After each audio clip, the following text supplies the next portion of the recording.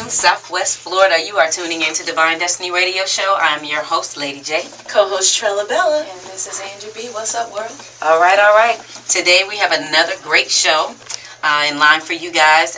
We have a caller that will, one of our guest speakers is a caller calling out of California, Melita Wilson, sorority member. Today we are talking about the Divine Nine. How will you pledge? But as we always do, we always define what it is that we're talking about. So Trella, if you could please define pledge, fraternity, sorority, and we're going to be talking about the National Pan-Hellenic Council. So we want people to know what it is that we're talking about as well.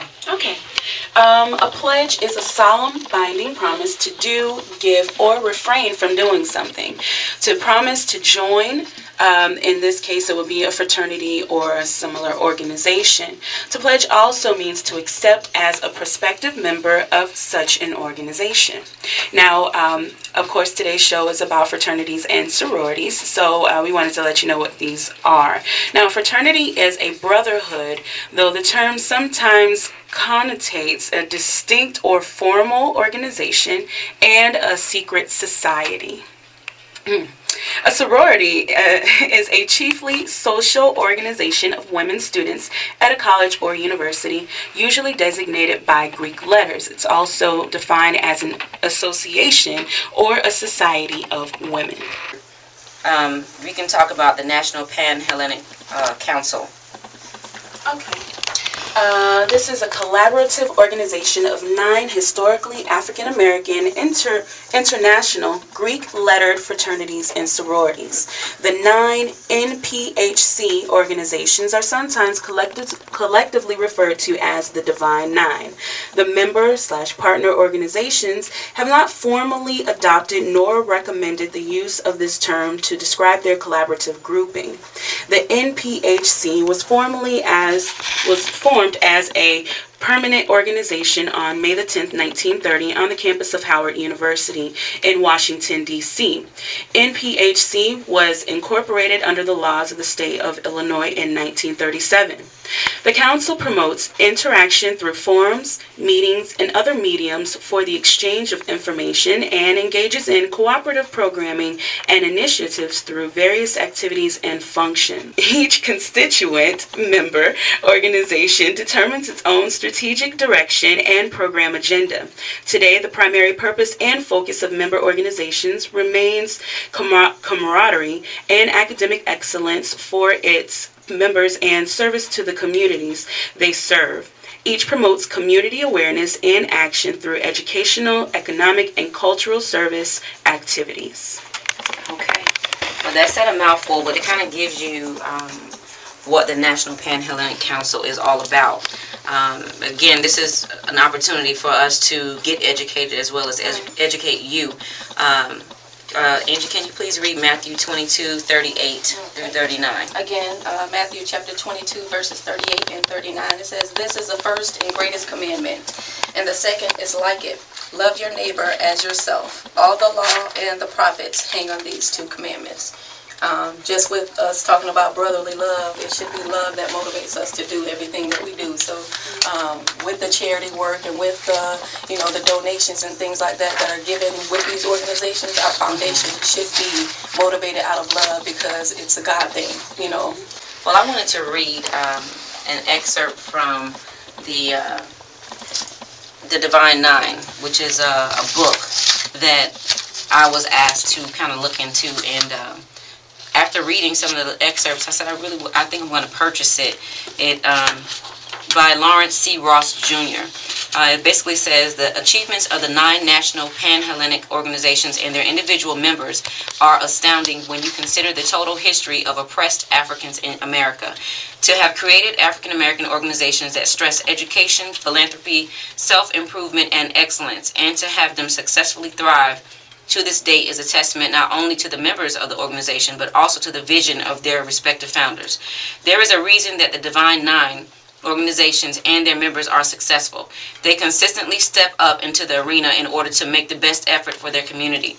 The fraternity or sorority is more than the wearing of letters or the singing of hymns. It is the collective realization that the unit is stronger than the individual, but that the achievements of the individual greatly enriches the unit. In this way, scholarship funds may be raised, mentorship programs implemented, and lives affected favorably. This is the overall purpose of the Divine Nine. However, Divine Nine organizations are not without their critics. Some point to the history of hazing and the brutality within the pledge process as having a divisive effect on not only the organizations, but the individuals who were the victims.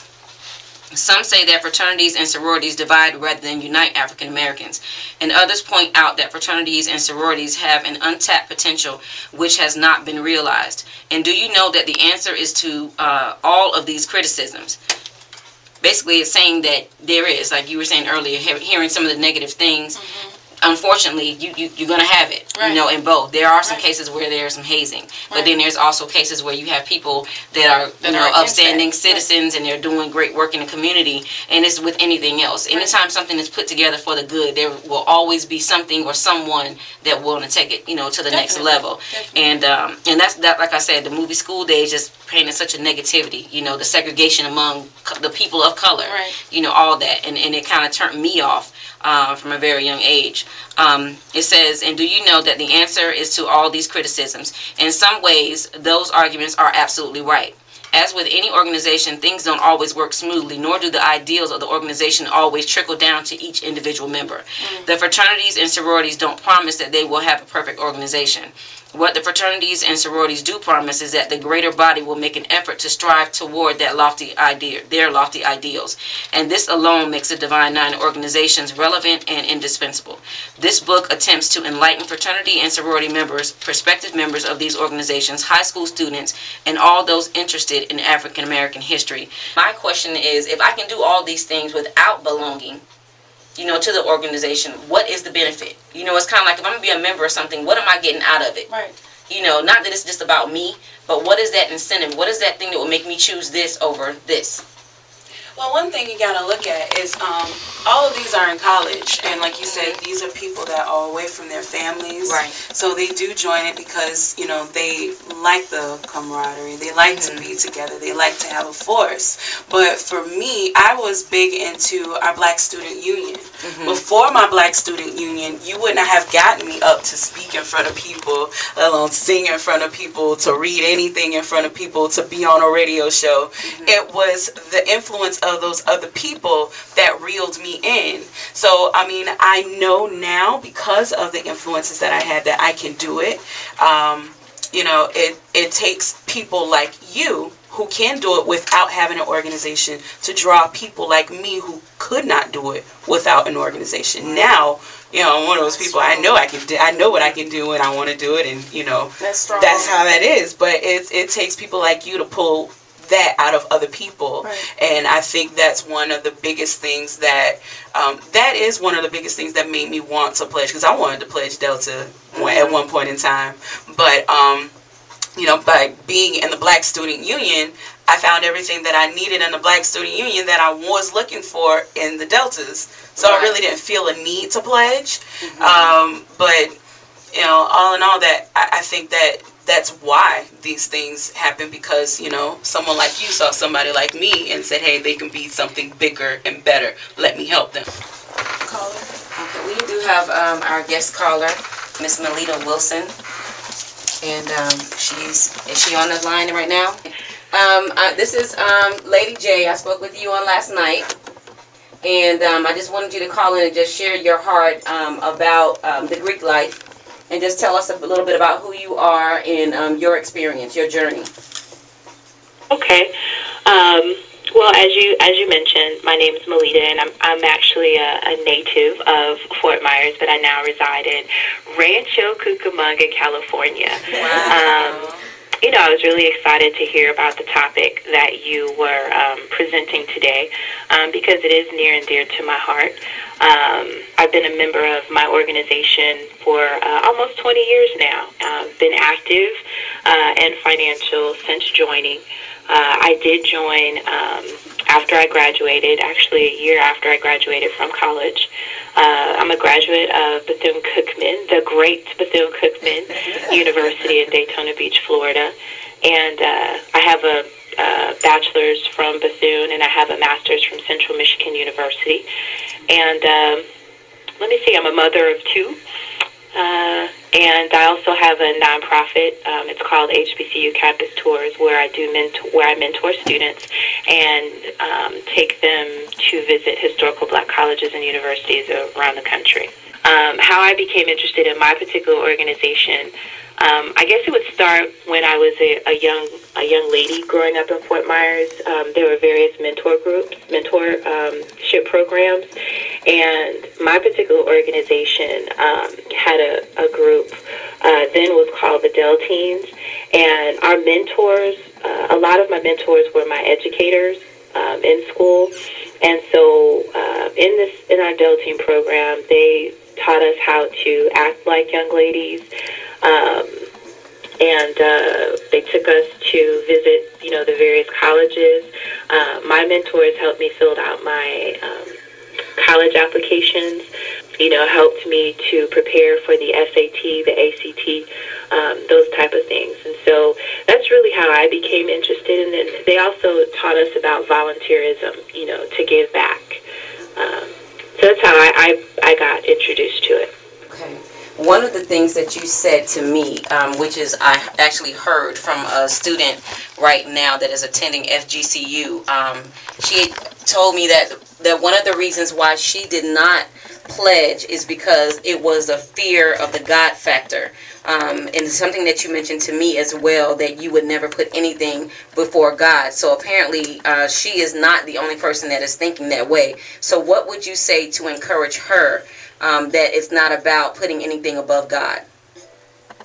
I think sometimes the misconception with folks is that, fraternities and sororities are like a cult. And when we look at the cult, there's always these demonic, demon, evil, things. And with the Divine Nine, which is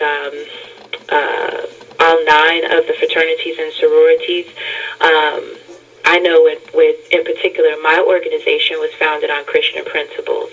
And when I say they were founded on Christian principles, everything that we learn about our organization primarily comes from the Bible. What it stands on comes from the Bible.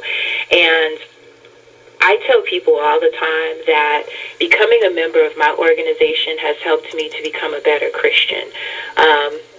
Even though I grew up in the church, I don't think that I was really well versed, in the Bible and its context, until I began to study it more, through my organization. And so saying that, putting God first, God is first in my life and everything that I do, my family, my livelihood, and then my organization. All of these things collectively help make up who Melita is as a person. So to that person who says that, that these sororities and fraternities, are not for the good of the order, I would ask that you do your research and just look at, maybe it's not for you, but that's not to say that it's not for somebody else. One of the things that I was asking of you is if a person wanted to pledge, but they were unsure of which organization to pledge with, what would be your suggestion to them? There's a book that I always encourage, especially young people who approach me about joining my particular organization. I tell them, don't want to join an organization because I'm a member of it, or because, someone else that's a member, or they step the hardest, or they're the baddest, or they're the prettiest. Do your research. There's a book called The Divine Nine, and it's by Lawrence Ross, who lives here in Southern California. And he's done a thorough research of all the Divine Nine organizations. And it lists the 5 fraternities and the 4 sororities and their history, why they were founded, why certain people, joined them, and also some of the celebrities or notable people that are part of that organization. And so I would say definitely read that. Go to some of their functions that they have, participate, in the community service, aspect of it, and get that feel for yourself.